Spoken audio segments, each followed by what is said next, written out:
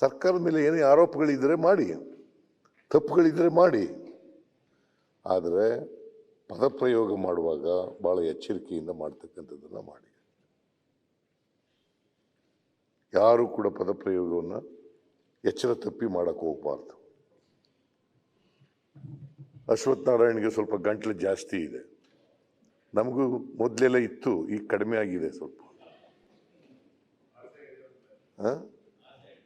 ಅದನ್ನು ದುರುಪಯೋಗ ಆಗಬಾರ್ದು, ದುರುಪಯೋಗ ಆಗಬಾರ್ದು. ಈಗ ಜಾರ್ಜು ಭಾಳ ಸೀನಿಯರ್ ಮನುಷ್ಯ, ನೀವು ಆರೋಪ ಮಾಡ್ತಾ ಇದ್ರಿ, ಮಾಡಬೇಡಿ ಅಂತ ಹೇಳಲ್ಲ, ಆದರೆ ಏಕೋಚಿನದಲ್ಲಿ ಮಾತಾಡೋದು, ಅಸಮರ್ಥ ಅಂತ ಹೇಳೋದು, ಇವೆಲ್ಲ ಸರಿಯಾದ ಪದಗಳಲ್ಲ. ಇದನ್ನೆಲ್ಲ ಉಪಯೋಗಿಸ್ತಕ್ಕಂಥದ್ದು ಸರಿಯಾದ ರೀತಿ ಅಲ್ಲ ಅಂತಕ್ಕಂಥದ್ದು ನನ್ನ ಭಾವನೆ. ಅದರಿಂದ ಇನ್ನು ಮುಂದೆ ಇದು ಮಾದರಿಯಾಗಬೇಕು, ನಮ್ಮ ಅಸೆಂಬ್ಲಿ ಬೇರೆಯವರಿಗೆ ಮಾದರಿಯಾಗೋ ರೀತಿಯಲ್ಲಿ ನಡ್ಕೊಳ್ತಕ್ಕಂಥದ್ದನ್ನು ಎಲ್ಲರೂ ಮಾಡೋಣ. ಅದಕ್ಕೋಸ್ಕರ ಆತ್ಮಾವಲೋಕನ ಮಾಡ್ಕೊಳ್ಳೋಣ. ಅದಕ್ಕೆ ಅಧ್ಯಕ್ಷರು ಹೇಳಿದ್ರು, ಆತ್ಮಾವಲೋಕನ ಮಾಡ್ಕೊಳ್ಳೋಣ. ನಾವು ಮಾತಾಡೋದು ಸರಿ ಇದೆಯಾ ಇಲ್ವಾ, ಒಂದ್ಸರಿ ಆತ್ಮಾವಲೋಕನ ಮಾಡ್ಕೊಳ್ಳೋಣ.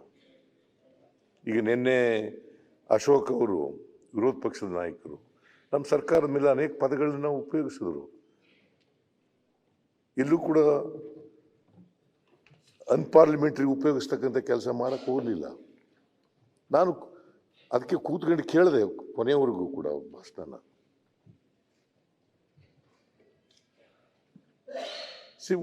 ಸರ್ಕಾರ ಉತ್ತರ ಕೊಡಬೇಕಾದ ಕೊಡ್ತದೆ.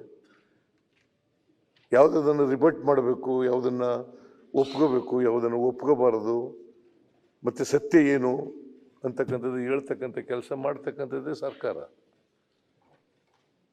ಸರ್ಕಾರದ ತಪ್ಪುಗಳನ್ನು ಹೇಳ್ತಕ್ಕಂಥದ್ದು ನೀವೇ ಇಲ್ಲ. ಅದನ್ನು ಹೇಳುವಾಗ ಎಚ್ಚರಿಕೆಯಿಂದ ಸಂಸದೀಯ ಪದಗಳನ್ನು ಬಳಸಿ ಹೇಳ್ತಕ್ಕಂಥ ಕೆಲಸವನ್ನು ಮಾಡಬೇಕು ಅಂತಕ್ಕಂಥದ್ದು ನನ್ನ ಮನವಿ. ಅದರಿಂದ ಎಲ್ಲ ಸದಸ್ಯರು ಕೂಡ, ಈ ಕಡೆಯವರು ಆ ಕಡೆಯವರು, ಎಲ್ಲ ಸದಸ್ಯರು ಕೂಡ ಸಂಯಮ ಕಳ್ಕೊಳ್ಳೋಕ್ಕೂಡ್ದು. ಸಂಯಮನ ಯಾವುದೇ ಕಾರಣಕ್ಕೋಸ್ಕರ ಕಳ್ಕೊಳ್ಳೋಕ್ಕೂಡ್ದು. ಆ ಸಂಯಮವನ್ನು ಇಟ್ಕೊಂಡು ನಾವು ಮಾತಾಡ್ತಕ್ಕಂಥದ್ದನ್ನು ಮಾಡಬೇಕು. ಇಲ್ಲಿ ನಾವು ವಿಧಾನಸಭೆ ಇದೆಯಲ್ಲ, ಇಲ್ಲಿ ಸಮಾಜದ ಎಲ್ಲ ಸಮಸ್ಯೆಗಳನ್ನು ಚರ್ಚೆ ಮಾಡ್ತಕ್ಕಂಥದ್ದು, ಹೊಸ ಸಮಾಜವನ್ನು ನಿರ್ಮಾಣ ಮಾಡಲಿಕ್ಕೋಸ್ಕರ ಏನು ಮಾಡಬೇಕು ಅಂತ ಯೋಚನೆ ಮಾಡಬೇಕಾಗಿರ್ತಕ್ಕಂಥದ್ದು. ಅದನ್ನು ನಾವೆಲ್ಲ ಮಾಡೋಣ.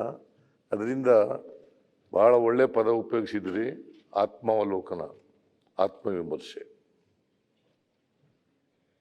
ಅದನ್ನು ಮಾಡ್ಕೊಂಡ್ರೆ ಸಾಕು ಅಂತ ಅನಿಸುತ್ತೆ ನನಗೆ. ಇಷ್ಟನ್ನು ಹೇಳಿ ಬಹುಶಃ ಮಾನ್ಯ ಎಲ್ಲ ಸದಸ್ಯರುಗಳು ಕೂಡ ಇನ್ನು ಮುಂದೆ, ಈಗ ಆಗ್ಬಿಟ್ಟದೆ, ಏನಾಗಿದೆ ಅದು ಆಗಿದೆ, ಮುಂದೆ ಆ ಪದಗಳನ್ನು ಬಳಸ್ತಕ್ಕಂಥದ್ದನ್ನು ಆತ್ಮವಿಮರ್ಶೆ ಮಾಡ್ಕೊಂಡು ಮುಂದೆ ನಡೀತಕ್ಕಂಥ ಕೆಲಸವನ್ನು ಮಾಡಬೇಕು. ಮತ್ತು ಅಸೆಂಬ್ಲಿ ಒಂದು ಮಾದರಿ ಅಸೆಂಬ್ಲಿಯಾಗಿ ಮಾಡ್ತಕ್ಕಂಥ ಜವಾಬ್ದಾರಿ ನಮ್ಮ ಮೇಲೆ ಇದೆ.